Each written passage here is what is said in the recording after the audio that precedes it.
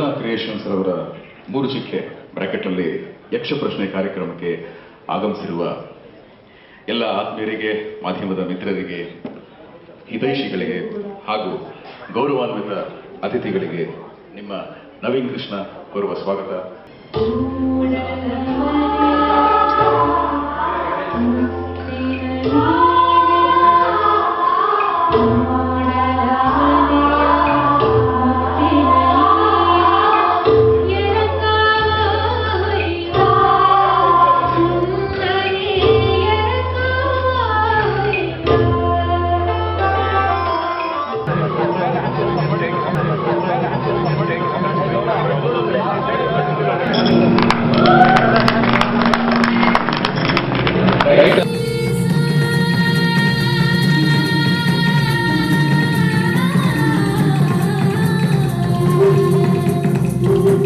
ಸುದೀಪ್ ಸರ್ನ ಕೇಳಿದ್ರೆ ತಪ್ಪಾಗುತ್ತೆ ಸರ್.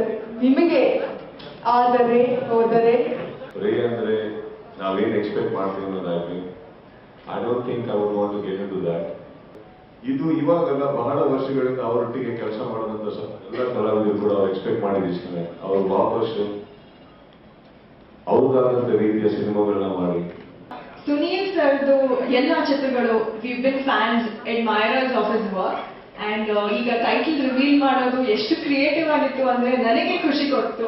ದೇಸಾಯಿ ಅವರ ನೇತೃತ್ವದಲ್ಲಿ ಈ ಫಿಲ್ಮ್ ಅಂದ್ರೆ ಫಿಲ್ಮ್ ಬಗ್ಗೆ, ಫಿಲ್ಮ್ ಮೇಕಿಂಗ್ ಬಗ್ಗೆ, ಡೈಲಾಗ್ಸ್ ಬಗ್ಗೆ, ಪರ್ಫಾರ್ಮೆನ್ಸ್ ಬಗ್ಗೆ ಒಂದು ಸ್ಪಷ್ಟವಾದ ನಿಲುವು ಎಲ್ಲದರ ಬಗ್ಗೆ ಒಂದು ಹಿಡಿತಾರ ಡೈರೆಕ್ಟರ್ ಅಂದ್ರೆ ಸುನಿಲ್ ಕುಮಾರ್ ದೇಸಾಯಿ ಅವರು. Is one of the best directors I have scene.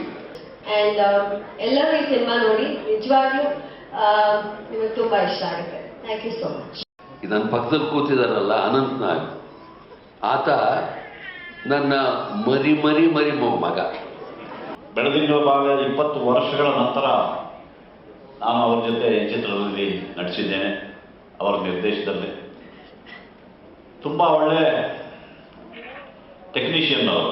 This film ರೇ, ಈ ಚಿತ್ರದಲ್ಲಿ ಅವರು ತುಂಬ ಹೊಸದಾದ ಒಂದು ವಿಷಯ ಕೊಡುವ ಪ್ರಯತ್ನ ಮಾಡಿದ್ದಾರೆ, ಯಶಸ್ವಿ ಪ್ರಯತ್ನ ಮಾಡ್ತಿದ್ದಾರೆ. Many thanks to you sir. ನೀವು ಆಪರ್ಚುನಿಟಿ ಕೊಟ್ಟಿದ್ದು with team Ramesh Aravind sir. I'm a blessed child.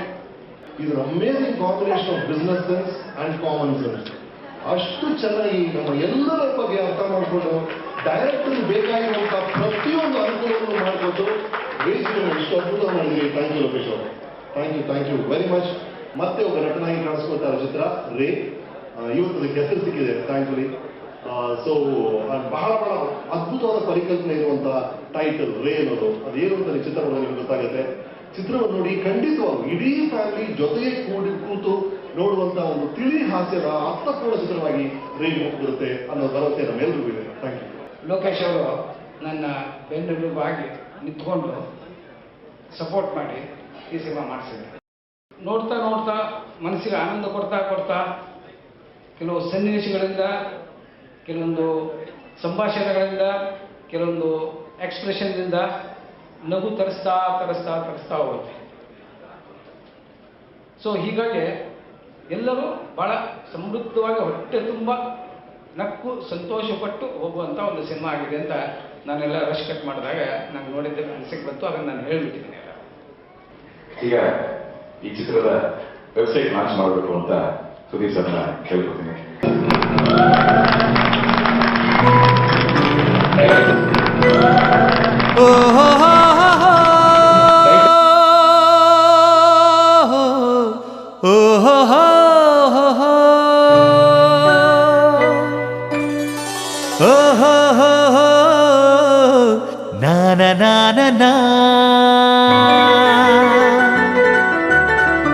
ಸವಿ ನೆನಪಿನ ಹೃದಯ ತಾನನ 100 ಜನ್ಮಕ್ಕೂ ಅದೇ ಸುಮ ಸ್ಪಂದನ ಸವಿತನನ